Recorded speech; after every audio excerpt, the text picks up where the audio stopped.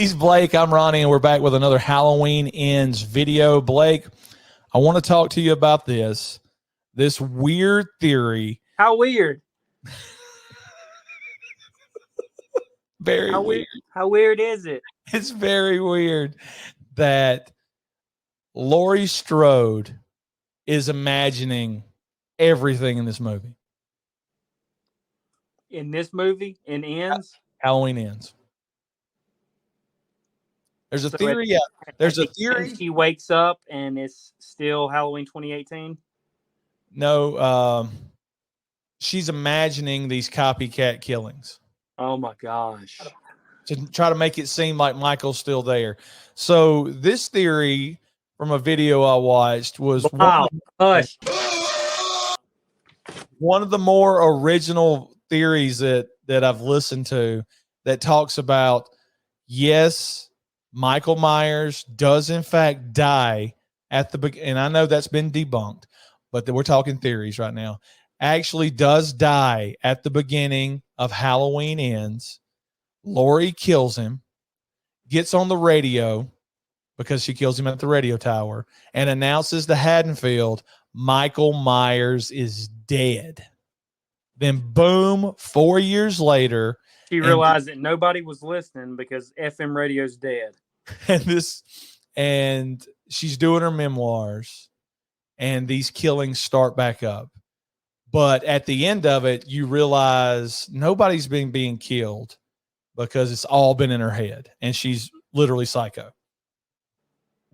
Yeah, I got to tell you, that would be what's some horror movies that you and I reviewed in the past where it's all a dream and it literally didn't happen? I know we've done quite a few. I don't know. Would Nightmare on Elm Street fall in that category? I guess that would be considered one of those because at the end of it, everybody's still alive, but yet they're getting closed up by Freddy, so nobody really knows what's going on there.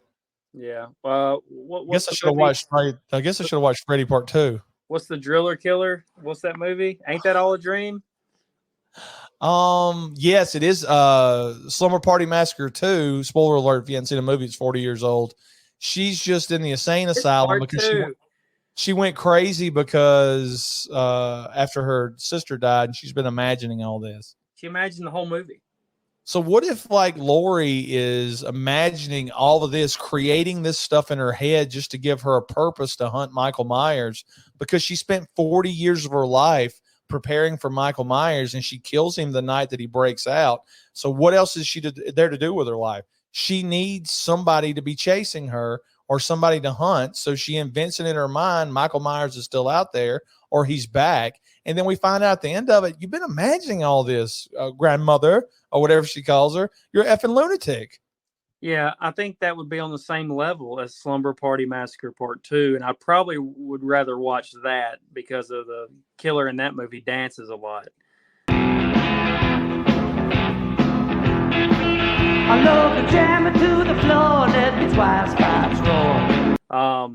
Yeah, it'd be just as big as a disappointment as the end of Super Mario Brothers Part 2 when Mario wakes up and you realize you've been wasting your time. It's awful. The dream idea is awful.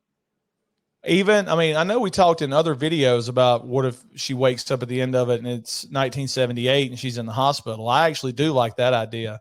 But, you know, people are going to argue they're fighting in the trailer. What if the fighting in the trailer is her doing stunts for her movie?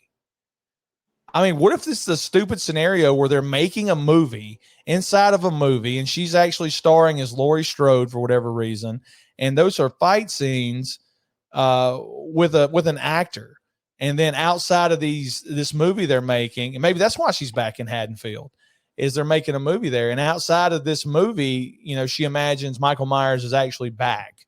I think that's just too meta, Ronnie. That's just way too. Yeah, I mean, it's just, hey, I'm on a seafood diet. When I see food and it's a fish, I eat it. It's too meta. Well, guys, tell us what you think down in the comments below. How terrible is this idea? Hammer me if you want to. Hammer Blake. Like, share, subscribe. Anything else to add, Blake? Yeah, man. subscribe.